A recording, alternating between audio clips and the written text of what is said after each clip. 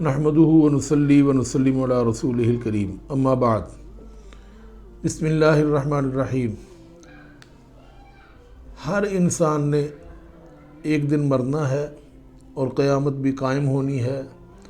قیامت میں حساب کتاب بھی ہونا ہے۔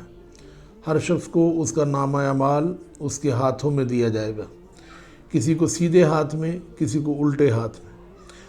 اب اگر آپ یہ چاہتے ہیں کہ آپ کا نامہ اعمال آپ کو سیدھے ہاتھ میں ملے اور جب اللہ رب العزت حساب کتاب لے تو حساب میں آسانی ہو، کیونکہ یہ ایک مشکل مرحلہ ہے جو کہ آخرت والے دن آنا ہے پیش ہر شخص کو۔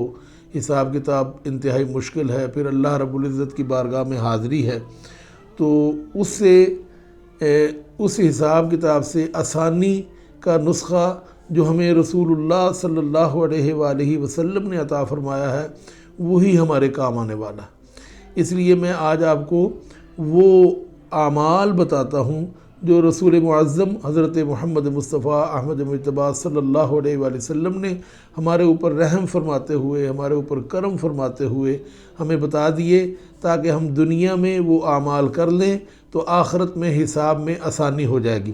اس حوالے سے حدیث پاک سماعت فرمائیں۔ حضرت سیدنا ابو ہریرہ رضی اللہ تعالی عنہ اس حدیث پاک کو روایت فرمانے والے ہیں۔ آپ فرماتے ہیں کہ رسول اللہ صلی اللہ علیہ وآلہ وسلم نے ارشاد فرمایا کہ اگر تم کر سکتے ہو تو جب تم صبح اٹھو یا جب شام ہو تو تمہارے دل میں کسی کے خلاف کینہ نہ ہو تو ایسا کر لو، یعنی کسی شخص کے بارے میں تمہارے دل میں بغض نہیں ہونا چاہیے، کینہ نہیں ہونا چاہیے، تو پھر ایسا کر لو، اور اگر تم نے ایسا کر دیا تو اس سے تمہارا حساب زیادہ آسان ہوگا۔ تبیان القرآن میں اس حدیث پاک کو علامہ صاحب نے بیان فرمایا۔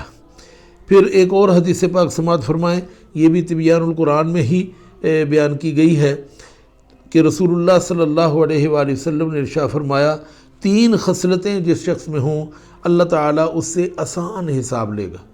یعنی یہ 3 عادتیں اگر ہم اپنا لیں تو ہمارا حساب کتاب آسان ہو جائے گا، اللہ رب العزت کرم فرمائے گا۔ اور جو یہ 3 خصلتیں اپنا لے، رسول اللہ صلی اللہ علیہ وآلہ وسلم فرماتے ہیں اللہ رب العزت اس کو اپنی رحمت سے جنت میں داخل فرما دے گا۔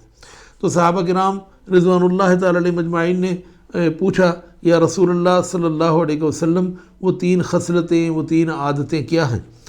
تو پیارے نبی صلی اللہ علیہ وآلہ وسلم نے فرمایا، جو تم کو محروم کرے تم اس کو دو، یعنی جو تمہیں نہیں دیتا تم نے اس کو دینا ہے۔ ایسا نہ ہو کہ اگر وہ تمہیں نہیں دیتا اور کل تم دینے کے قابل ہو، تم نے تو مجھے دیا نہیں تھا میں تمہیں نہیں دوں گا، نہیں، ایسا نہیں۔ اگر کسی نے تمہیں محروم کیا تو تم نے دینا ہے اللہ رب العزت کے لیے، تو جب اللہ کے لیے کام کرو گے تو اللہ رب العزت تمہارے لیے آسانیاں پیدا کرے گا۔ اگر کسی نے تمہارے اوپر رحم کیا ہے پھر رحم کرتے ہو تو اس کا فائدہ کوئی اتنا زیادہ فائدہ نہیں، کیونکہ تم نے بدلہ دیا ہے، لیکن جب تم کوئی کام اللہ کے لیے کرو گے تو پھر اللہ رب العزت کرم فرمائے گا۔ تو نبی کریم صلی اللہ علیہ وآلہ وسلم فرماتے ہیں جو تمہیں محروم کرے تم اس کو دو، اور جو تم سے تعلق توڑے تم اس سے تعلق جوڑو۔ ایسا نہیں ہے کہ جو وہ ہمیں کون سا بلاتا ہے ہم اس کو کیوں بلائیں، نہیں، ایسا نہیں۔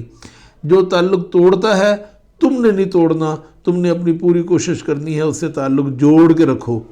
اور تیسری بات جو رسول اللہ صلی اللہ علیہ وآلہ وسلم نے فرمائی کہ جو تم پر زیادتی کرے تم اس کو معاف کر دو، اور یہ معافی بھی اللہ کے لیے خاص ہونی چاہیے۔